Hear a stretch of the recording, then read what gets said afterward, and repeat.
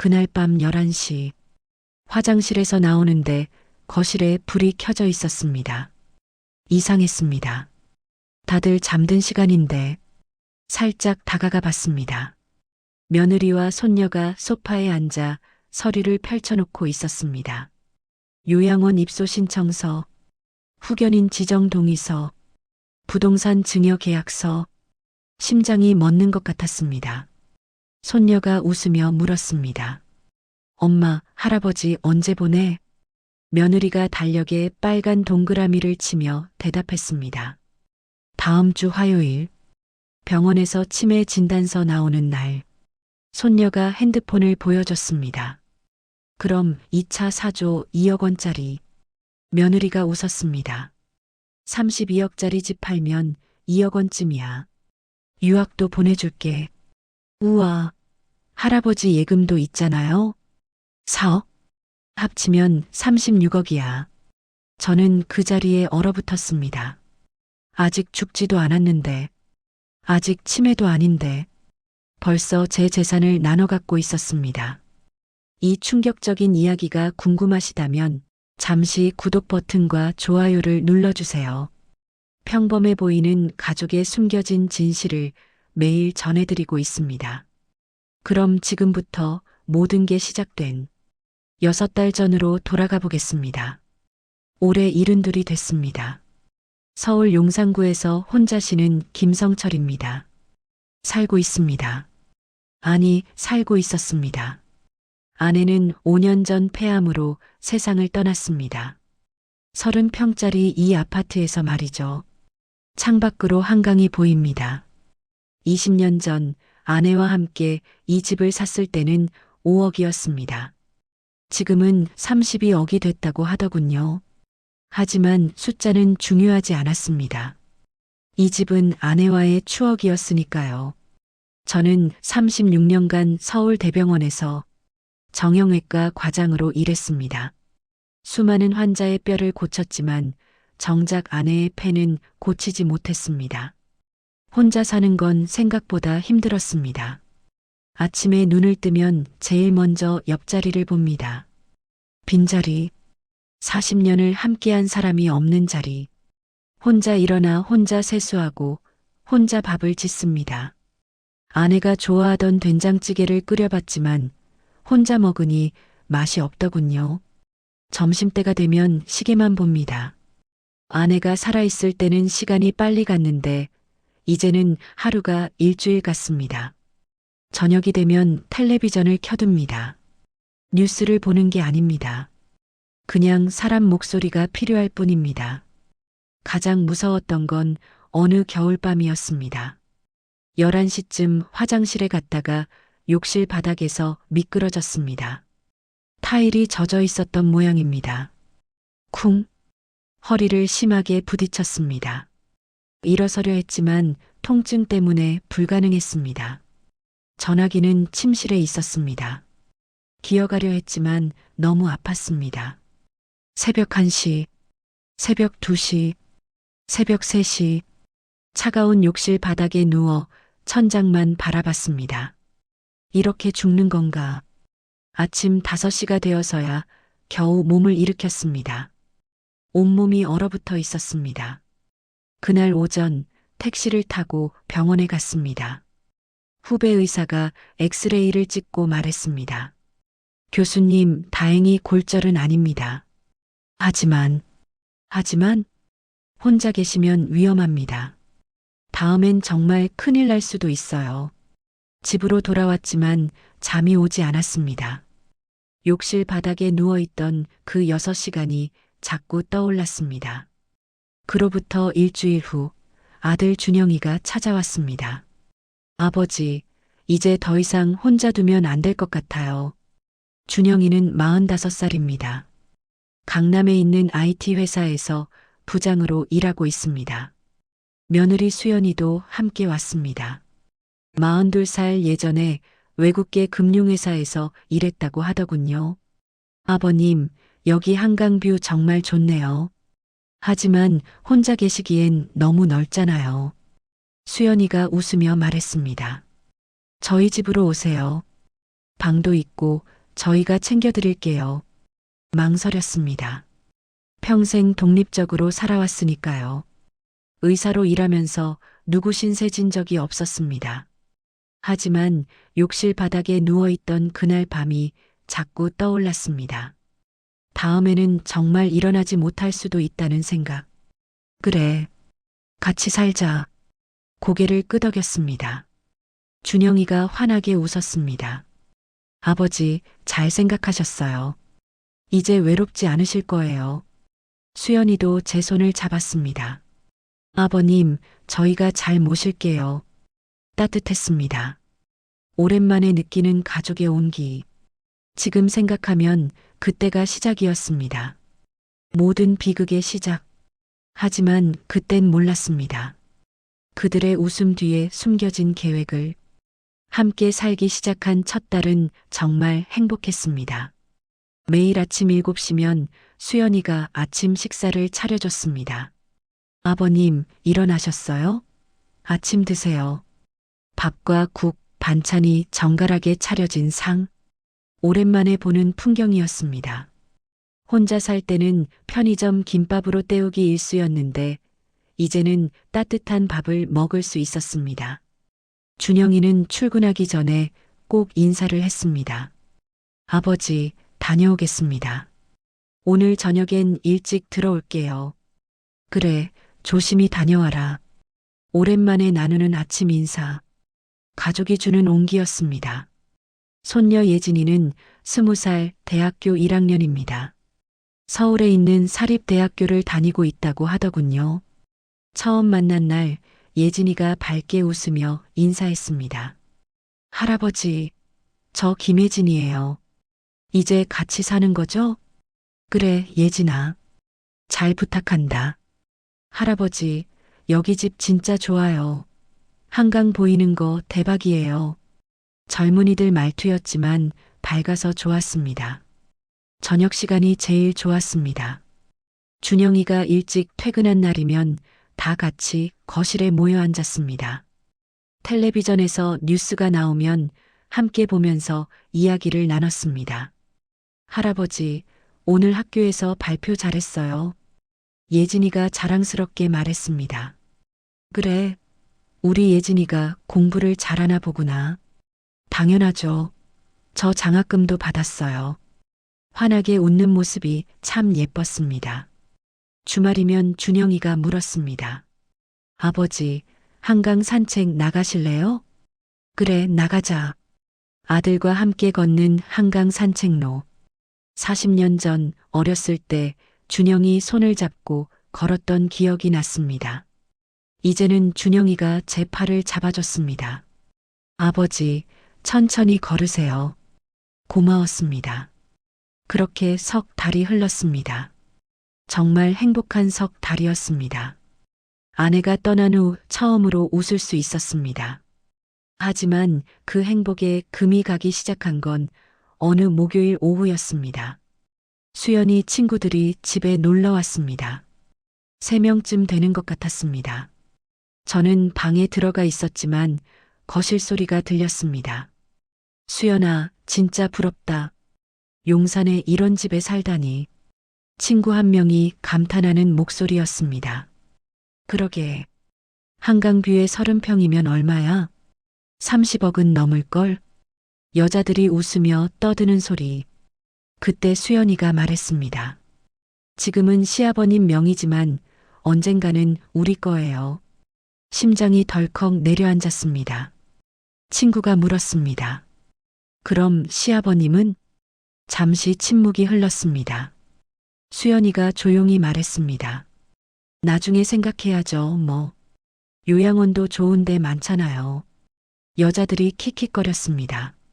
저는 침대에 앉아 가슴을 쓸어내렸습니다. 그냥 하는 소리겠지. 설마. 스스로를 위로했습니다. 하지만 마음 한구석이 불편했습니다. 저녁 식사 때 수연이는 평소처럼 웃으며 밥을 떠주었습니다. 아버님, 많이 드세요. 응, 고맙다. 겉으로는 아무렇지 않은 척 했습니다. 예진이가 밥을 먹으며 말했습니다. 할아버지, 우리 집 정말 좋죠? 친구들한테 자랑했어요. 그래, 좋구나. 할아버지 덕분에 이런 좋은 집에서 살 수 있어서 감사해요. 환하게 웃는 예진이. 하지만 그 웃음이 오후에 들었던 말과 겹쳐졌습니다. 언젠가는 우리 거예요. 밥맛이 없었습니다. 그날 밤 잠이 오지 않았습니다. 창밖 한강을 바라보며 생각했습니다. 내가 너무 예민한 건가? 가족인데 설마 그럴 리가. 하지만 가슴 한구석의 불안은 쉽게 사라지지 않았습니다. 지금 생각하면 그게 첫 번째 경고였습니다. 달콤함 뒤에 숨겨진 독, 행복 뒤에 감춰지는 모. 하지만 그때는 몰랐습니다. 아니, 모른 척 했습니다. 가족을 믿고 싶었으니까요. 넉 달째 접어들면서 분위기가 달라지기 시작했습니다. 처음에는 작은 것들이었습니다. 너무 작아서 지나칠 수도 있는 것들. 하지만 조금씩 쌓여갔습니다. 첫 번째 사건은 어느 저녁 식사 때였습니다. 평소처럼 밥상에 앉았습니다. 김치가 맛있어 보여 집어 먹으려는데 수연이가 그릇을 확 치웠습니다. 아버님, 짜게 드시면 안 돼요. 뭐? 혈압에 안 좋잖아요. 건강 생각하셔야죠. 저는 36년간 의사로 일했습니다. 제 혈압은 제가 매일 아침 재고 있습니다. 120에 80. 정상입니다. 하지만 아무 말도 하지 않았습니다. 수연이가 싱겁게 조리한 나물만 제 앞에 놓았습니다. 이것만 드세요. 건강식이에요. 준영이는 고개를 돌렸습니다. 예진이는 핸드폰만 보고 있었습니다. 아무도 제 편을 들어주지 않았습니다. 두 번째 사건은 예진이 생일 파티 때였습니다. 예진이가 대학교 친구들을 집으로 데려왔습니다. 5명쯤 되는 것 같았습니다. 저는 방에 들어가 있었습니다. 젊은 사람들 방해하고 싶지 않았으니까요. 화장실을 가려고 복도로 나왔는데 예진이 방에서 소리가 들렸습니다. 야, 내 할아버지 여기 사셔? 친구가 물었습니다. 예진이가 낮은 목소리로 대답했습니다. 응, 좀 불편해. 엄청 늙으셨거든. 나이가 어떻게 되는데? 72.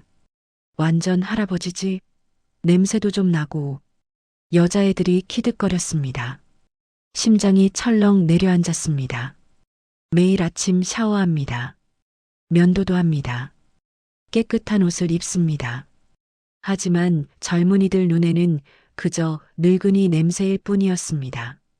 조용히 방으로 돌아왔습니다. 거울을 봤습니다. 주름진 얼굴, 희끗희끗한 머리. 나는 이제 짐이구나.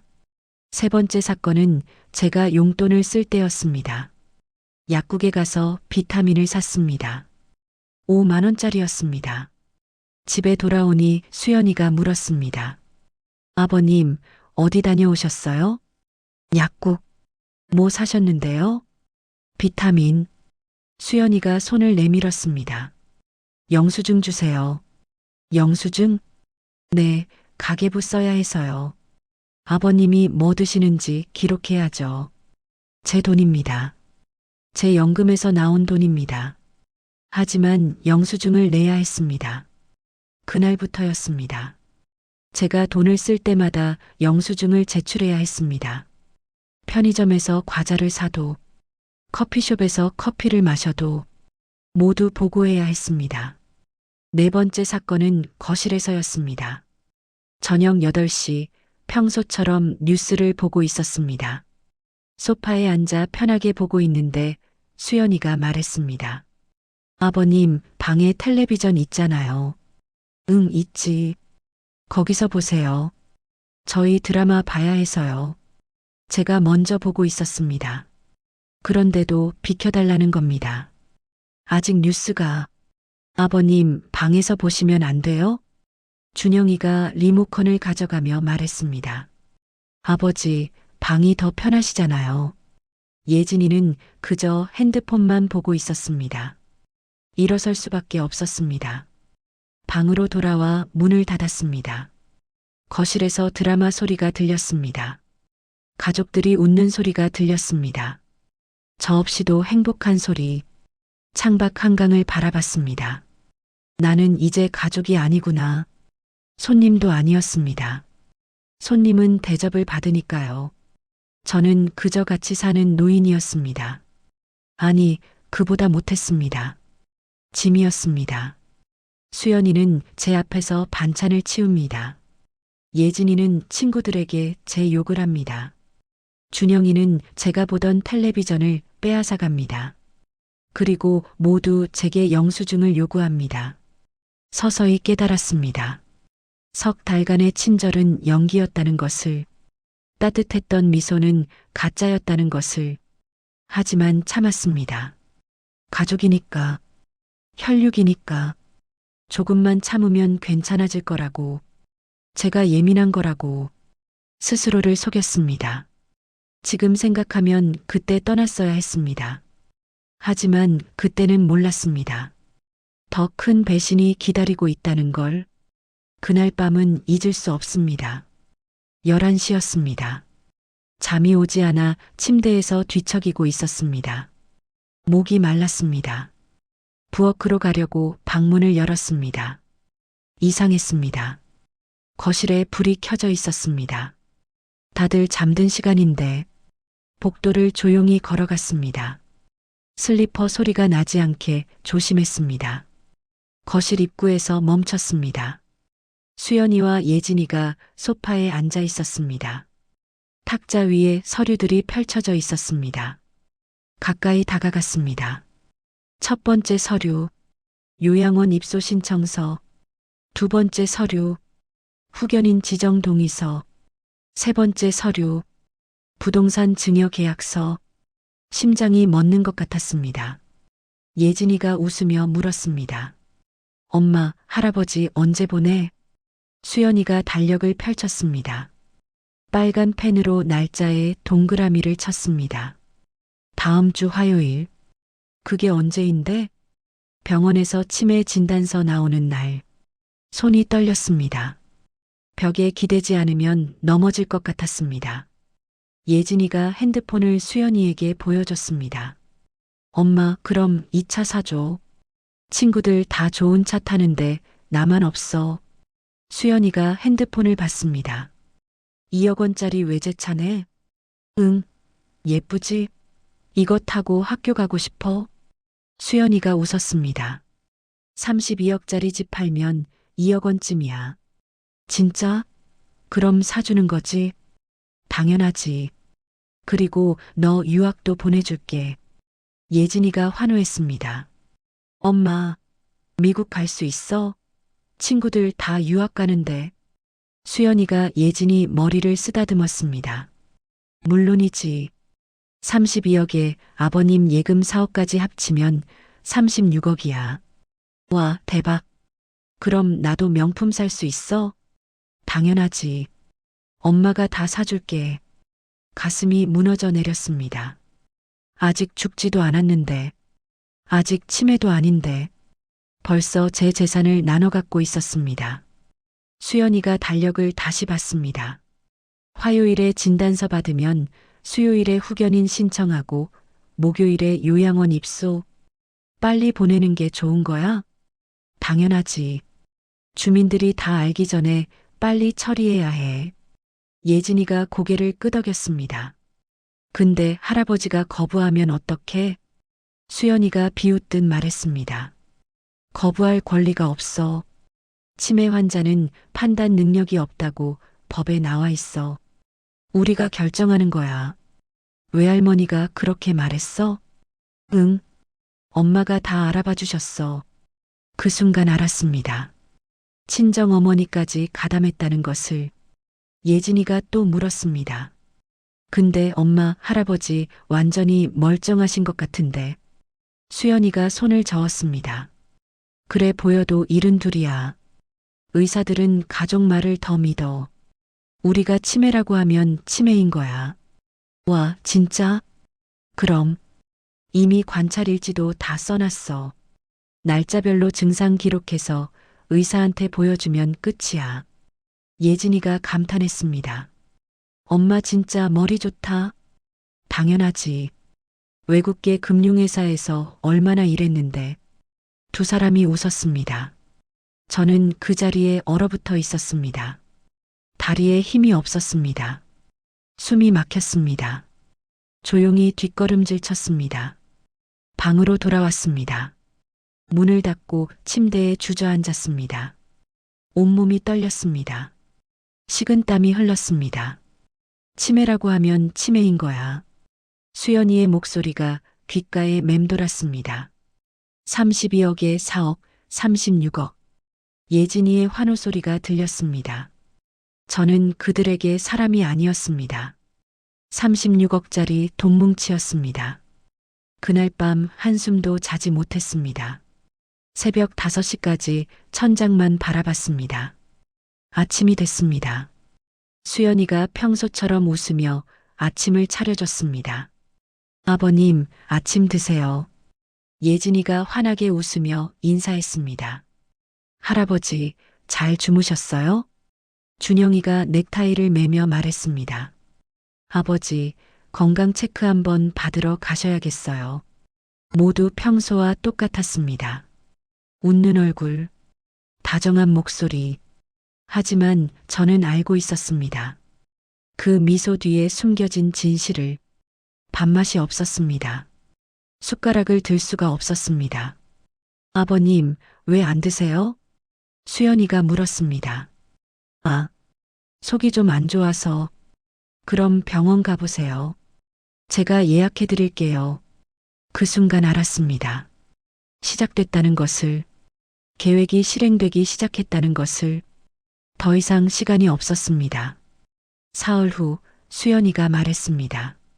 아버님, 오늘 병원 가세요. 건강검진 받으러요. 나는 괜찮은데. 아버님, 요즘 많이 깜빡하시잖아요. 검사 한번 받아보세요. 깜빡한 적이 없습니다. 하지만 거부할 수 없었습니다. 준영이까지 나섰습니다. 아버지, 저도 걱정돼요. 어제도 같은 말 3번 하셨잖아요. 거짓말이었습니다. 하지만 아무 말도 할 수 없었습니다. 병원은 서울대병원 신경과였습니다. 제가 36년간 일했던 곳. 진료실에 들어갔습니다. 젊은 의사가 앉아 있었습니다. 어르신, 오늘 어떻게 오셨어요? 제가 대답하려는데 수연이가 먼저 말했습니다. 선생님, 시아버님이 요즘 정말 이상하세요. 어떻게요?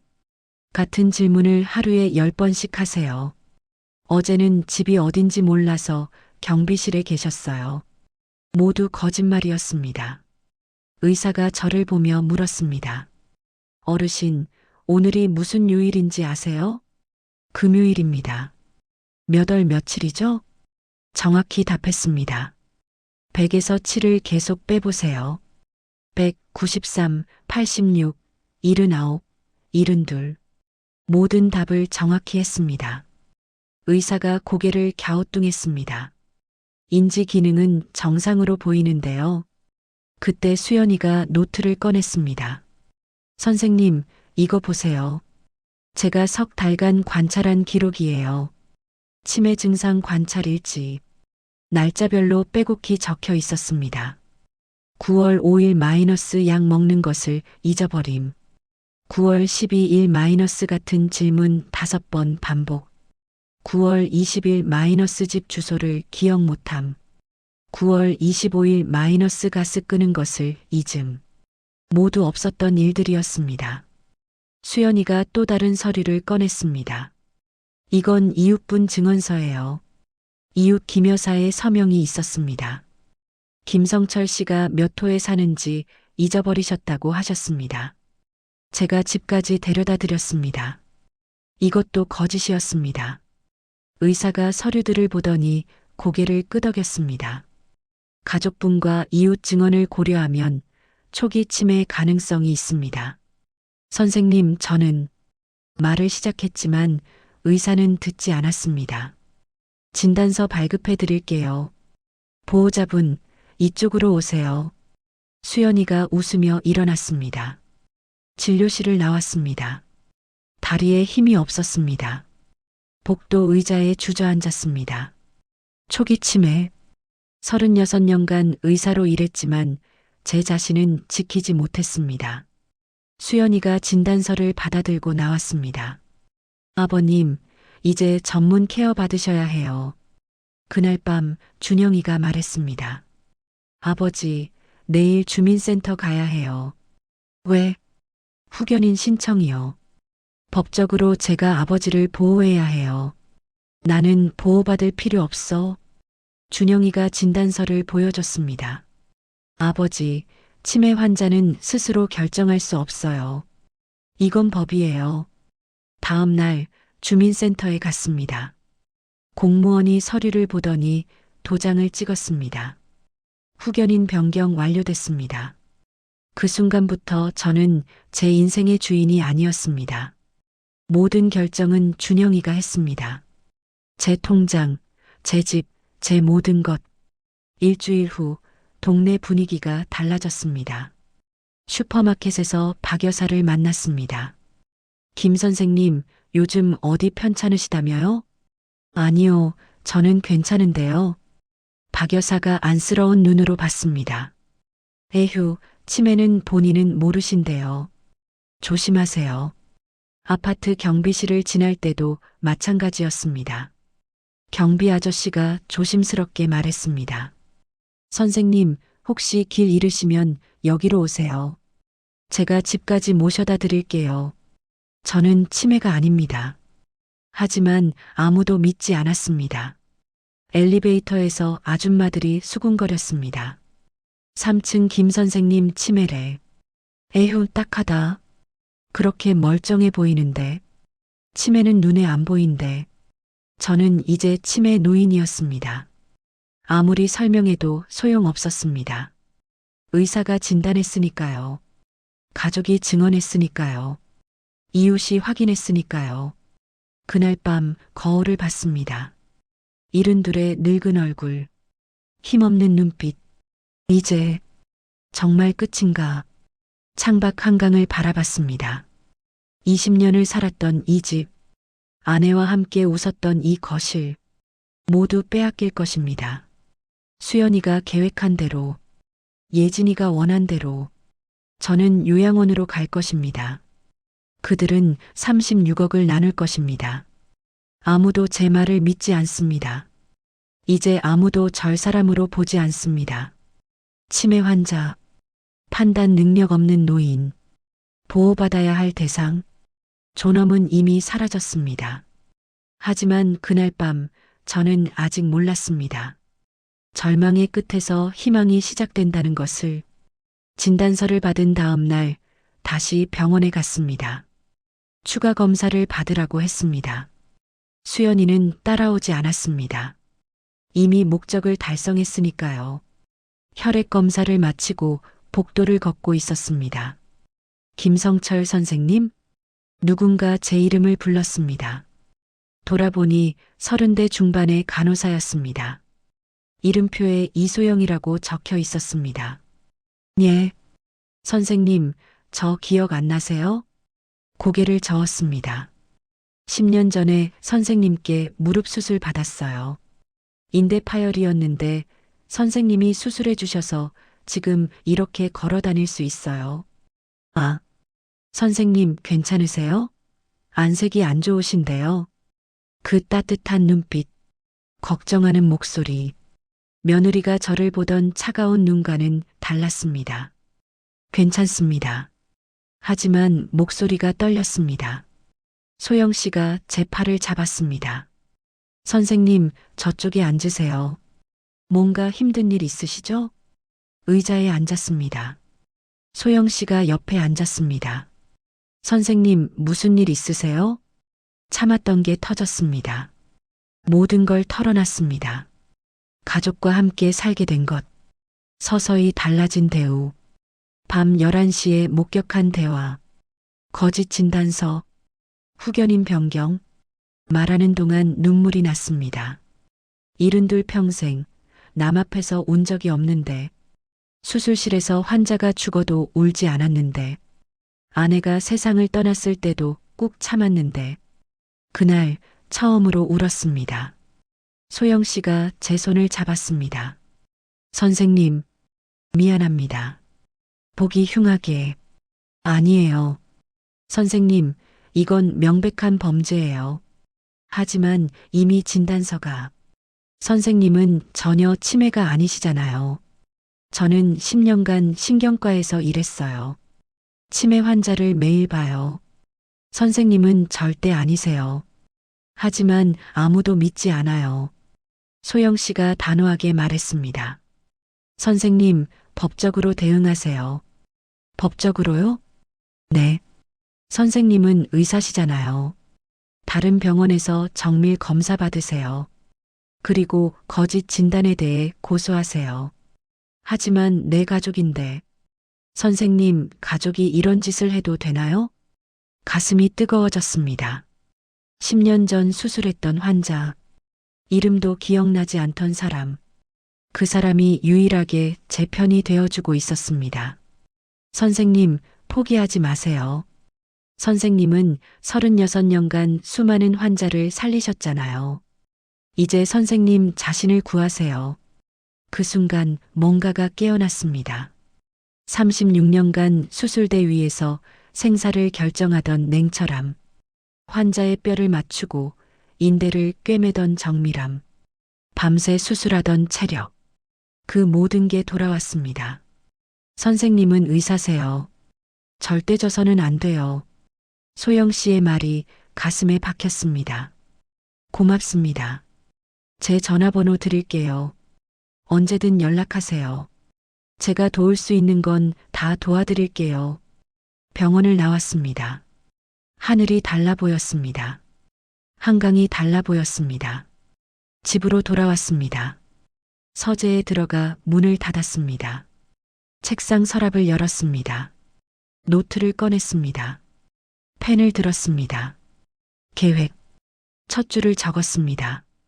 며느리가 석 달간 거짓 일지를 쓴 것처럼 저도 계획을 세울 것입니다. 수연이가 요양원을 조사한 것처럼 저도 법적 대응을 준비할 것입니다. 예진이가 36억을 계산한 것처럼 저도 제 재산을 지킬 방법을 찾을 것입니다. 그들이 치밀했다면 저는 더 완벽할 것입니다. 노트에 적기 시작했습니다. 1. 다른 병원에서 정밀 검사. 2. 변호사 상담. 3.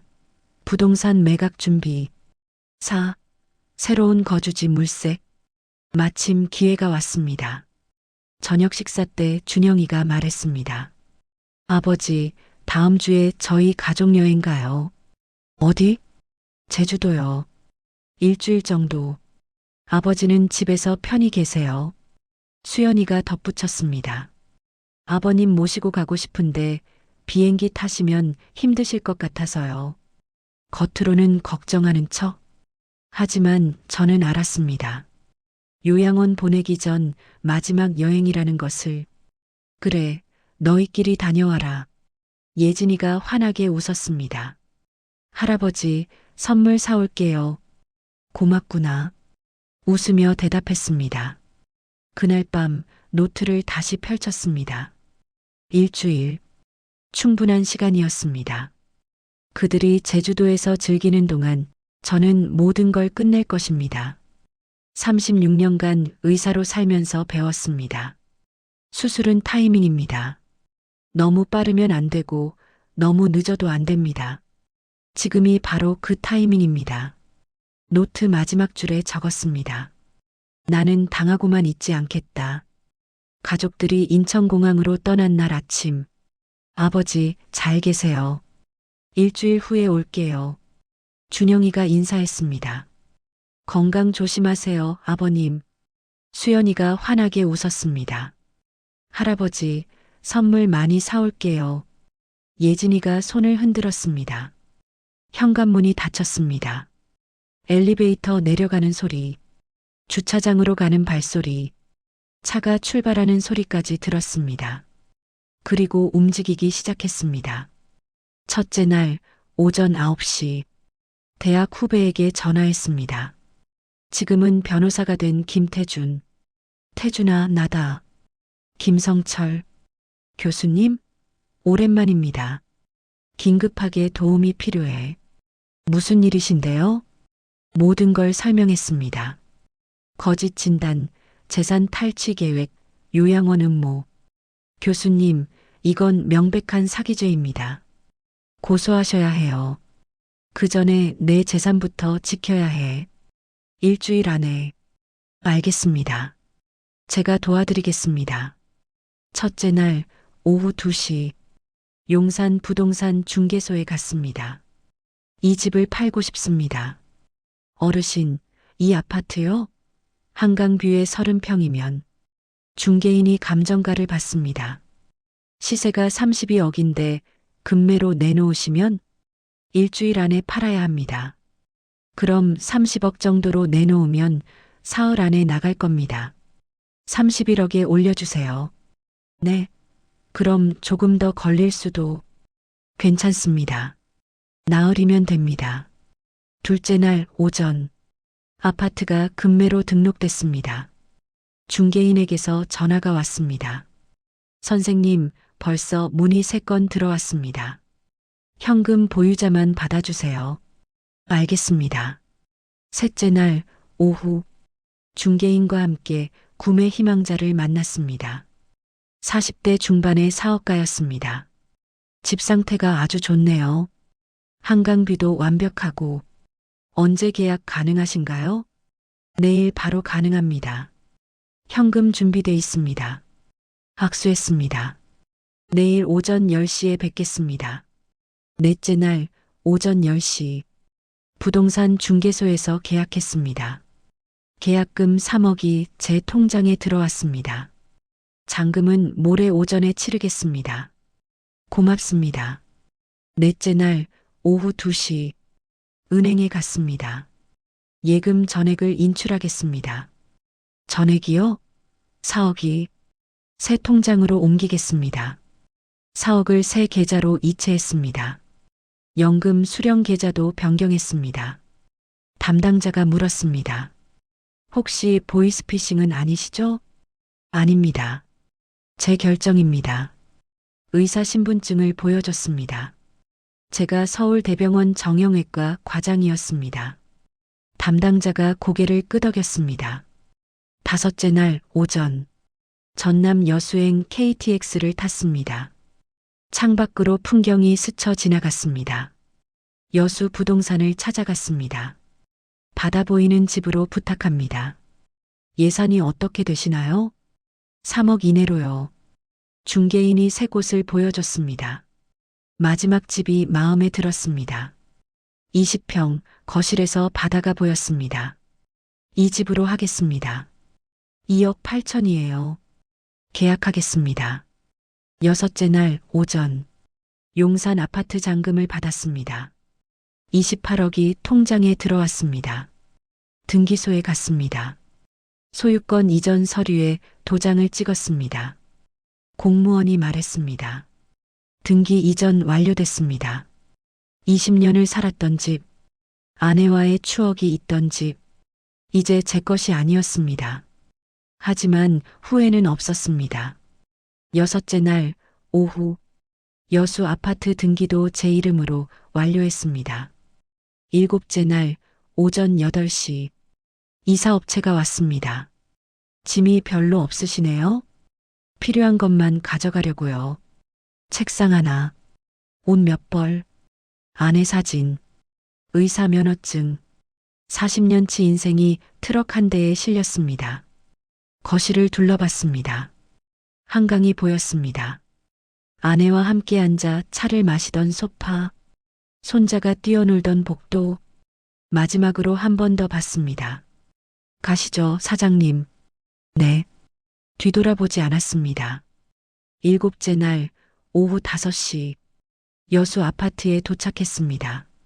짐을 풀었습니다. 거실 창문을 열었습니다. 바다가 보였습니다. 갈매기가 날았습니다. 파도 소리가 들렸습니다. 혼자였습니다. 하지만 외롭지 않았습니다. 누가 반찬을 치우지 않았습니다. 누가 영수증을 요구하지 않았습니다. 누가 저를 치매 노인이라 부르지 않았습니다. 자유였습니다. 핸드폰이 울렸습니다. 태준 변호사였습니다. 교수님, 모든 서류 준비 완료됐습니다.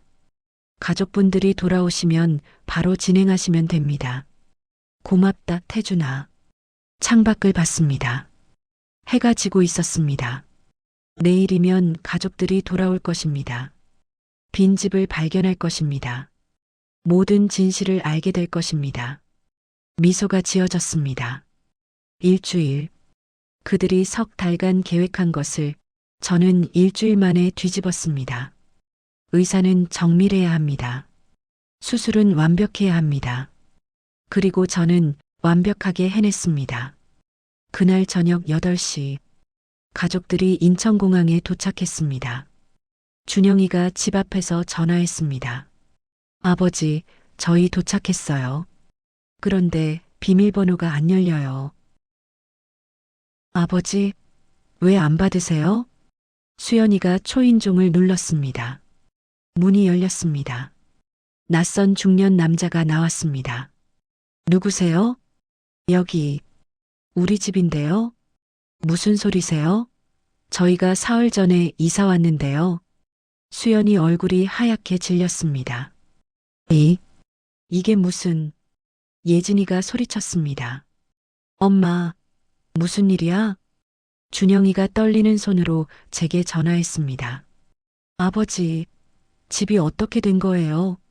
저는 여수 아파트 거실에 앉아 천천히 대답했습니다. 팔았다. 뭐라고요? 31억에 팔았어. 미쳤어요. 왜 저희한테 말도 안 하고. 너희는 나한테 요양원 보낼 때 말했니? 준영이가 말문이 막혔습니다. 수연이가 전화를 뺏었습니다. 아버님, 이러시면 안 돼요. 법적으로 문제가. 법적으로? 후견인이 된 게 너희지. 내가 치매 환자가 된 건 아니야. 그리고 등기 이전은 너희가 제주도 가기 전에 했어. 그때는 아직 후견인 효력이 발생하기 전이었지. 태준 변호사가 확인해 준 내용이었습니다. 수연이가 떨리는 목소리로 물었습니다. 그럼 저희는 어떡해요? 너희가 날 요양원 보낼 때는 내 갈 곳 생각했니? 아버님, 너희 친정에 가서 살아라. 32억짜리 집 있다고 자랑하지 않았니? 예진이가 울먹이는 목소리로 말했습니다. 할아버지, 제발이요. 예진아. 네. 너는 나한테 냄새 난다고 했지. 친구들한테. 그건. 그리고 2억 원짜리 차 사달라고 했지. 내 돈으로. 예진이가 아무 말도 하지 못했습니다. 준영이가 다시 전화를 받았습니다. 아버지, 정말 이러실 거예요? 저는 아버지 아들인데. 아들. 목소리를 낮췄습니다. 아들이라면 아버지를 치매 환자로 만들어? 그건 수연이가 내 아내가 시킨 거니까 괜찮다? 너는 그저 고개만 끄덕였으니까? 준영이가 흐느꼈습니다. 아버지, 잘못했어요. 이제 와서 잘못했다고? 전화를 끊었습니다. 다음 날 태준 변호사에게서 연락이 왔습니다. 교수님, 며느님 쪽에서 거짓 진단건으로 경찰 조사가 들어갔습니다. 그래. 사문서 위조, 사기 혐의입니다. 그리고 아드님 회사에서도 연락 왔다고 하더라고요. 뭐라고? 가족 사기 사건으로 징계위원회에 회부됐다고 합니다. 며칠 후 소영 씨에게서 전화가 왔습니다. 선생님 잘하셨어요. 병원에서도 소문 다 났어요. 고맙네. 선생님, 이제 어디 계세요? 여수야. 바다가 보이는 곳. 좋으시겠어요. 편히 쉬세요, 선생님. 일주일 후 딸 민지에게서 전화가 왔습니다. 아빠. 목소리가 떨렸습니다. 준노한테 들었어요. 정말 미안해요. 내가 몰랐어요. 민지야, 내 잘못이 아니야. 아빠 어디 계세요? 보러 갈게요. 조금만 기다려라. 아빠가 마음 정리 좀 하고. 아빠, 사랑해요. 그 말에 눈물이 났습니다. 나도 사랑한다, 딸. 전화를 끊고 창밖을 봤습니다. 바다였습니다. 파도가 밀려왔다 밀려갔습니다. 갈매기가 날았습니다. 해가 지고 있었습니다. 혼자 저녁을 차렸습니다. 김치찌개, 밥, 계란말이. 간단한 식사였지만 맛있었습니다. 누가 반찬을 치우지 않았습니다. 누가 영수증을 요구하지 않았습니다. 누가 거실에서 나가라고 하지 않았습니다. 자유였습니다. 식사를 마치고 소파에 앉았습니다. 텔레비전을 켰습니다. 뉴스가 나왔습니다. 아무도 채널을 바꾸지 않았습니다. 웃음이 났습니다. 72년을 살아오면서 이제야 진짜 자유를 느낍니다. 이전에는 외로워서 혼자였다면 지금은 자유로워서 혼자입니다. 수연이는 경찰 조사를 받고 있습니다. 준영이는 회사에서 징계를 받았습니다. 예진이는 학교에서 소문이 났습니다. 하지만 저는 복수가 목적이 아니었습니다. 존엄을 되찾는 것이었습니다. 창밖 바다를 봤습니다. 고요했습니다. 평화로웠습니다. 일어나서 베란다로 나갔습니다. 바닷바람이 불었습니다. 차가웠지만 상쾌했습니다. 여보, 아내에게 속삭였습니다. 나 이제 괜찮아. 자유로워. 바람이 대답하는 것 같았습니다. 다시 거실로 들어왔습니다. 책상에 앉았습니다. 노트를 펼쳤습니다. 72의 새로운 시작. 첫 줄을 적었습니다. 내일은 아침 일찍 일어나 바닷가를 걸을 것입니다. 오후에는 도서관에 가서 책을 읽을 것입니다. 저녁에는 혼자 요리를 할 것입니다. 누구 눈치도 보지 않고, 누구 허락도 받지 않고, 제가 하고 싶은 대로 72년을 살아오면서 배웠습니다. 존엄은 누가 주는 게 아닙니다. 스스로 지키는 것입니다. 그리고 저는 제 존엄을 지켰습니다. 창밖 바다에서 달이 떠올랐습니다. 아름다웠습니다. 미소 지었습니다. 진짜 삶은 지금부터입니다. 이 이야기가 공감이 되신다면 댓글로 남겨주세요. 작은 관심과 참여는 더 좋은 사연을 전해드리는데 힘이 됩니다.